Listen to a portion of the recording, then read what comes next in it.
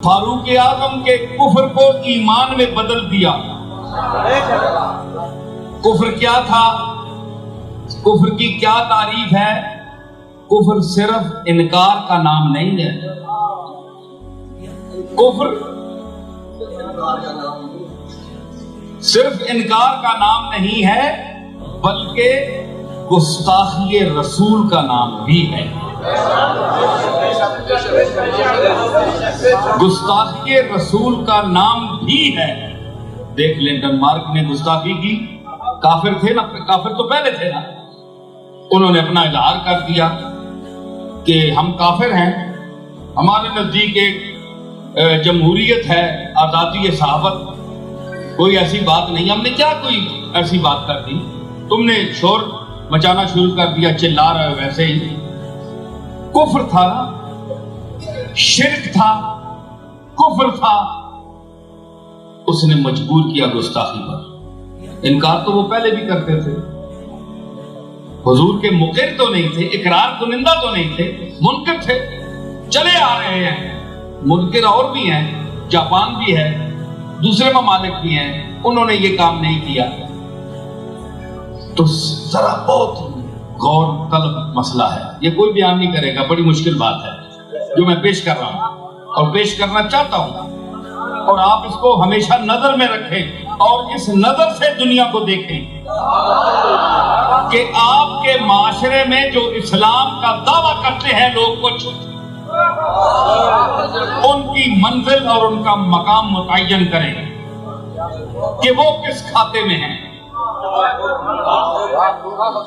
उन्होंने कुफ्र किया, इनकार पहले भी काम नहीं, माज़अल्लाह मोहम्मद रसूलुल्लाह को रसूल नहीं मानता, कुरान को कुरान नहीं मानता। ठीक है भाई, लकुम दीनुकुम वलिय दीन, हमारा अपना दीन है, तुम्हारा अपना दीन है, ना मानो।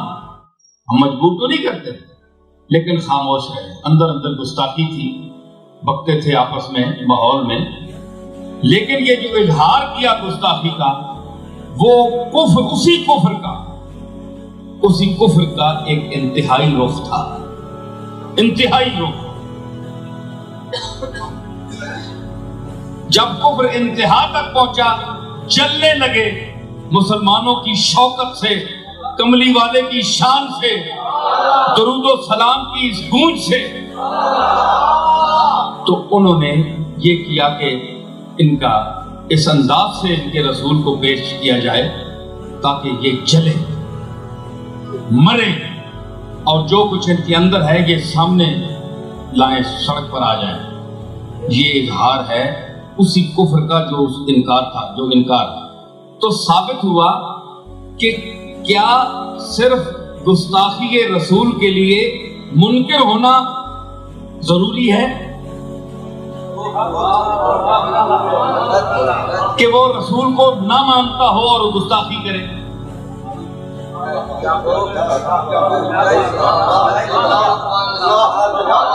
है जी, ये जरूरी है कि वो पहले मुनकिर हो, मुशरिक हो, काफिर हो, यही तबका रसूल की गुस्ताखी कर सकता है? अगर ये जरूरी है तो फिर हमारे इस इस्लामी माशरे में मैं वो किताबें भी पेश कर सकता हूं,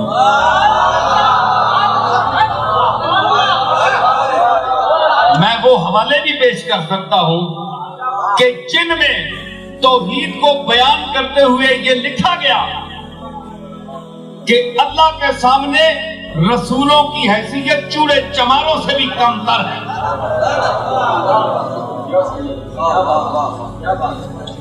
इसको कौन शख्स कहेगा कि ये रसूलुल्लाह की गुस्ताखी, नबियों की गुस्ताखी नहीं है? है कि नहीं? तो वो तो है खुले दुश्मन, उनका खैर से क्या जिक्र। वो तो है खुले दुश्मन, उनका खैर से क्या जिक्र। दोस्ती मगर हजरत आपकी कयामत है।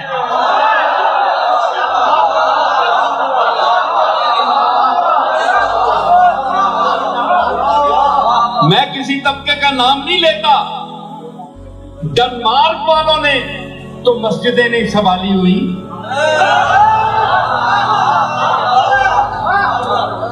ڈنمارک والے مشرکین تو منبر رسول پر بیٹھ کر بات نہیں کرتے، خطبہ نہیں پڑھتے، محرابوں میں امام نہیں ہوتے۔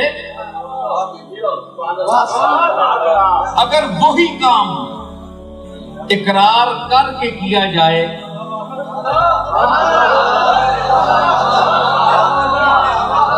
دیکھیں، میں اپنے مجمع کو ایک خاص نقطے پر لا رہا ہوں۔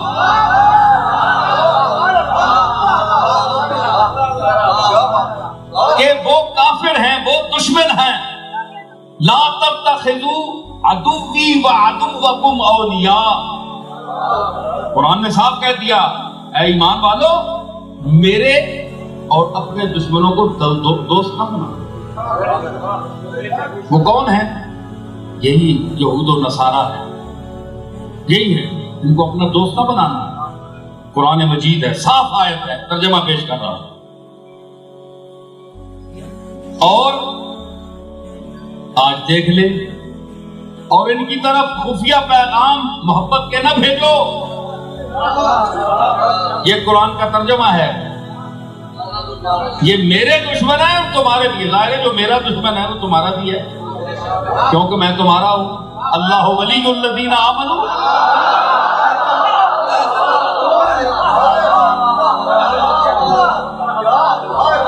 میں تمہارا ہوں، اللہ ولی الذین آمنوا، تم مومن ہو، میں تمہارا ہوں۔ جو میرا دشمن ہے اس کے ساتھ ہاتھ بڑھاؤ گے محبت کا؟ تو اللہ نے فرمایا کہ یہ مسلمانوں کو مخاطب ہوا، ہمیں کہا، مطلب ہے کہ اللہ کے نزدیک ایسے منافق بھی مسلمان ہوں گے اور ہیں، جو اللہ کو بھی مانتے ہیں، رسول کو بھی مانتے ہیں، لیکن خفیہ فونوں پر باتیں ہوتی ہیں، آشیرواد بھی ملتا ہے، کہتے ہیں کہ سرکار آپ کے حکم پر سارا نظام چل رہا ہے، وہاں سے جو حکم ہوگا ہم چل رہے ہیں، کر رہے ہیں، ہم تو آپ کے بندے ہیں، وہ مریں گے تو دیکھیں گے اللہ کون ہے، رسول کون ہے، دیکھیں گے، اگر ہو گیا تو ٹھیک ہے، کوئی بات کر لیں گے، وہ تو دیکھا جائے گا۔ اب جو کوئی دیکھ رہے ہیں، یہ اقتدار تو ہم نہیں چھوڑ سکتے نا۔ تو اب آپ بتائیں، یہ میرا فیصلہ نہیں ہے، یہ قرآن کا ہے جو میں نے آیت پڑھی ہے، تو ان کا مقام اللہ کے نزدیک کیا ہوا؟ کیا وہ اللہ کی اور رسول کی عزت کرنے والے ہیں، چاہے وہ ارباب اقتدار ہوں، ملک کی زمام اختیار ان کے ہاتھ میں ہو؟ اور دوسرا طبقہ کہ انکار کیا ہے، وہ تو کھلا دشمن ہے، اس سے تو ہم اس لیے جھگڑ رہے ہیں کہ ہم نے تمہارے کسی بڑے کو برا نہیں کہا، نہ جناب عیسیٰ کو کہا، نہ جناب موسیٰ کو کہا، بلکہ کل آمن باللہ وملائکتہ وکتبہ ورسلہ لا نفرق بین احد من رسلہ، ہم تو تمام پر ایمان لاتے ہیں، ان پر جو کتابیں نازل ہوئی جو تھی سچی، تمہاری تعریف کردہ نہیں، آج جو موجود ہیں ان پر ہم ایمان لاتے ہیں، اور ان میں تفریق نہیں کرتے کہ یہ رسول ہے اور یہ نہیں ہے، اس حیثیت میں تفریق نہیں کرتے۔ ذرا توجہ مجمع میرے سامنے، کوئی ہاں ہوں کرے کہ آپ سمجھ رہے ہیں یا نہیں؟ تفریق نہیں کرتے کہ یہ رسول ہے اور یہ رسول نہیں ہے، یہ تفریق اس میں ہے، یہ نہیں ہے کہ ان میں سب کے مراتب برابر ہیں، اس کا یہ مطلب نہیں کہ سارے نبیوں کے مرتبے برابر ہیں، لا نفرق بین احد من رسلہ، اس کا مطلب ہے کہ بحیثیت رسول ہونے کے ہم فرق نہیں کرتے، بلکہ کہتے ہیں کہ سارے رسول ہیں۔ اس کی میں مثال آپ کو سمجھاؤں، ذرا مجمع میرا بڑا باذوق معلوم ہو رہا ہے، چہرے جو ہیں محبت والے بھی ہیں اور آنکھوں میں ذہانت بھی ہے، سمجھداری بھی ہے اور زندہ دلی بھی ہے۔ ہاں ذرا لیول اور یہ علاقہ جتنا ہے ماشاءاللہ، اب آپ ذرا میرے ساتھ چلیں گے تو لطف دوبالا ہوگا۔ اس کی میں مثال آپ کو یوں سمجھاؤں کہ پورا قرآن ہے بسم اللہ سے لے کر والناس تک، پورا قرآن ہے نا، اور یہی قرآن ہے، کچھ لوگ کہتے ہیں کہ اس کے سپارے کچھ ادھر ادھر ہو گئے تھے، ہے جی، فی لوح محفوظ، جو محفوظ کر سکتا ہے، انا نحن نزلنا الذکر و انا لہ لحافظون، کہ جو وعدہ دے سکتا ہے کہ میں اس کی حفاظت کرنے والا ہوں، وہ 10 سپارے ضائع نہیں کرا سکتا، ٹھیک ہے نا؟ جو ایمان نہیں رکھتا وہ خود سمجھ لے کہ کیا ہے، ٹھیک ہے نا؟ اور ویسے بھی میں ایک ٹیکنیکل بات بتا دوں، بسم اللہ سے شروع ہوتا ہے، ناس پر ختم ہوتا ہے، بے سے شروع ہوتا ہے، سین پر ختم ہوتا ہے، اس کا دونوں کو ملائے بس یہی قرآن ہے۔